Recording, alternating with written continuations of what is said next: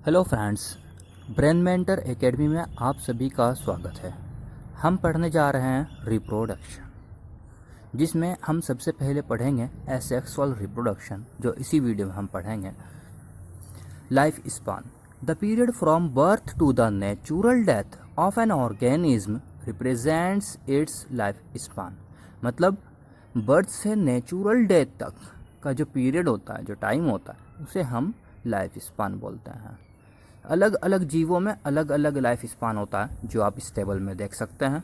Organism and life span, banyan tree 200 years, tortoise 100 to 150 years, parrot 140 years, man 100 years, crocodile 60 years, crow 15 years, wheat plant 6 months, butterfly 1 to 2 days, may fly 1 days। Human की बात करें तो 100, 60, 80 different books में आपको different मिलेगा। Reproduction, री plus produce 2 word से मिलकर बना होता है। It is defined as a biological process in which an organism gives rise to young ones similar to itself. एक बायोलॉजिकल प्रोसेस है जिसमें एक जीव अपने ही जैसे जीव को जन्म देता है। अब बात करते हैं इसके टाइप्स की। रिप्रोडक्शन 2 टाइप्स का होता है, एसेक्सुअल एंड सेक्सुअल। एसेक्सुअल में 1 पेरेंट की ज़रूरत होती है, यहाँ पर कोई गैमेट्स नहीं बनते हैं, और ये जो ऑफस्प्रिंग होते हैं जेनेटिकली सिमिलर होते हैं अपने पेरेंट्स के। सेक्सुअल रिप्रोडक्शन की बात करें तो यहाँ पर 2 पेरेंट्स की नीड होती है, मदर एंड फादर। यहाँ पर गैमेट्स का फॉर्मेशन होता है और उनका फ्यूज़न यानी फर्टिलाइजेशन के बाद में जाइगोट बनता है। जो सेक्सुअल रिप्रोडक्शन द्वारा बनते हैं जेनेटिकली डिफरेंट होता है अपने पेरेंट्स से।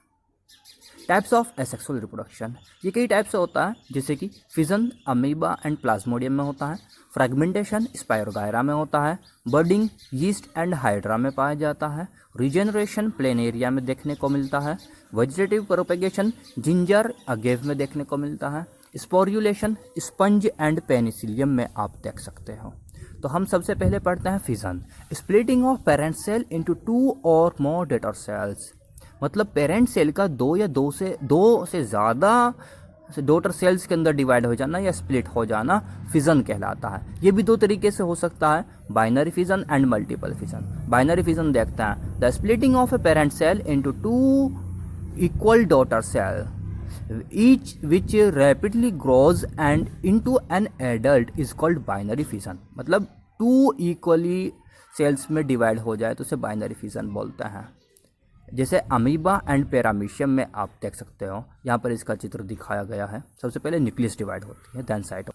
मल्टीपल फिजन की बात करें, splitting of a parent cell into numerous daughter cells. ये क्या है? पेरेंट सेल का कई डॉटर सेल्स के अंदर डिवाइड हो जाना या स्प्लिट हो जाना, ये मल्टीपल फिजन कहलाता है। और डिवाइड हुई सेल आगे बड़ी होकर एडल्ट की तरह बिहेव करने लगती है। एग्जाम्पल देख सकते हैं हम इसका, प्लाज्मोडियम। प्लाज्मोडियम का आप एग्जाम्पल इसमें एक चित्र भी देख सकते हैं 1.2। अब बात करते हैं फ्रेगमेंटेशन एंड बर्डिंग की। Fragmentation, it is a mode of asexual reproduction in which the parent body breaks into 2 और more fragments and each fragment grows into a new individual. मतलब ये एक एसेक्सुअल रिप्रोडक्शन का एक पार्ट है जिसमें एक पेरेंट बॉडी के कुछ फ्रेगमेंट्स बन जाते हैं और हर फ्रेगमेंट, हर हिस्सा एक न्यू इंडिविजुअल में ग्रो हो जाता है। बात करते हैं हम बर्डिंग की। It is a mode of asexual reproduction in which 1 और more outgrowths are produced which initial remain attached to the parent cell and eventually get separated from it to grown into a new individual. मतलब budding में ये भी एक sexual reproduction का part होता है, जिसके अंदर बर्ड्स बनती हैं और वो पेरेंट सेल से शुरू में जुड़ी रहती, बाद में अलग हो जाती। Example yeast. अब इसके स्पायरोगायरा में जो फ्रेगमेंटेशन देखा जाता है उसका चित्र देख सकते हो, ये सामने है आपके। एक फ्रेगमेंट कई फ्रेगमेंट्स में टूटता है और अलग से बन जाता है। बर्डिंग देख सकते हैं आप यीस्ट के अंदर, सबसे पहले छोटी छोटी बर्ड बननी शुरू होती है और साथ साथ में न्यूक्लियस भी डिवाइड होना शुरू होता है और धीरे धीरे न्यूक्लियस 2 पार्ट्स में डिवाइड हो जाता है और बर्ड भी बन जाती है और बाद में बर्ड अलग हो जाती है।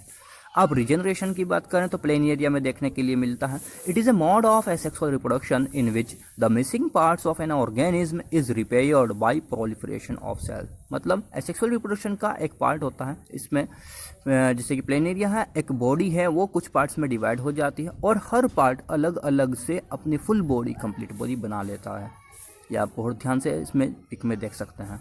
बात करते हैं स्पोर फॉर्मेशन की। In this method structures called sporangia produce tiny cells called spores. मतलब स्पोरेंजिया नाम की एक स्ट्रक्चर बॉडी के अंदर बनती है और जिसके अंदर छोटे छोटे बहुत सारे स्पोर्स बन जाते हैं। When the spores come in contact with the moist surface it develops into a new individuals.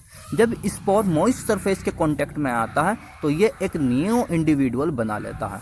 Example Rhizopus, Mucor, Penicillium. इसके अलावा एल्गी, ब्रायोफाइट, टेरिडोफाइट में भी आप देख सकते हैं। Spore formation zoospores in Chlamydomonas, conidia of Penicillium, gemmule in sponge. Zoospores की बात करें तो ये ऐसे स्पोर्स होते हैं जिनमें 2 इक्वल फ्लैजिला पाए जाते हैं। अब बात करते हैं हम वेजिटेटिव प्रोपेगेशन की। It is a mode of reproduction in which new plants are formed from vegetative parts of the plant like root, stem, etc. It is very common in higher angiosperms. Following are some units of vegetative propagation. मतलब ये higher angiosperm में देखने के लिए मिलता है। Plant की root, stem या लीव्स या किसी भी पार्ट से नया प्लांट का ग्रो हो जाना वेजिटेटिव प्रोपेगेशन कहलाता है। बुलबिल में agave, bulbs, onion and garlic. Eyes बनती हैं पोटैटो में। लीफ बर्ड्स बनती हैं ब्रियोफिलम, जिसे हम अजूबा प्लांट भी बोलते हैं। Offset water hyacinth and pistia में देखने के लिए मिलता है। राइजोम देख सकते हैं आप जिंजर में। रनर देख सकते हैं आप ऑक्जेलिस में। शक्कर देख सकते हैं आप मिंट यानी पुदीना में। पोटैटो में हम आइस देखते हैं, ये आपके सामने इसका पिक है। जिंजर जो कि राइजोम होता है, इसके अंदर बर्ड्स बनती हैं, नोट्स बनती हैं।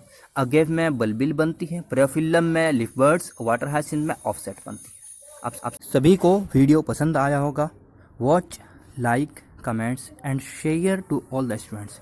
चैनल को आप देखें, लाइक करें, जिससे हमारा हौसला बढ़ता रहे, हम वीडियोस डालते रहें। आप कमेंट्स कर सकते हैं, जो भी बात आपको पूछनी हो, कोई क्वेश्चन हो आपका, और सभी स्टूडेंट्स के साथ शेयर करें ताकि लॉकडाउन के इस संकट में आप सभी स्टूडेंट्स को, ज़्यादा से ज़्यादा स्टूडेंट्स को यह वीडियो पहुंच सके और ज़्यादा से ज़्यादा स्टूडेंट्स अपनी पढ़ाई अच्छे से कंटिन्यू रख सकें और उनकी प्रॉब्लम्स सॉल्व होती रहें। धन्यवाद।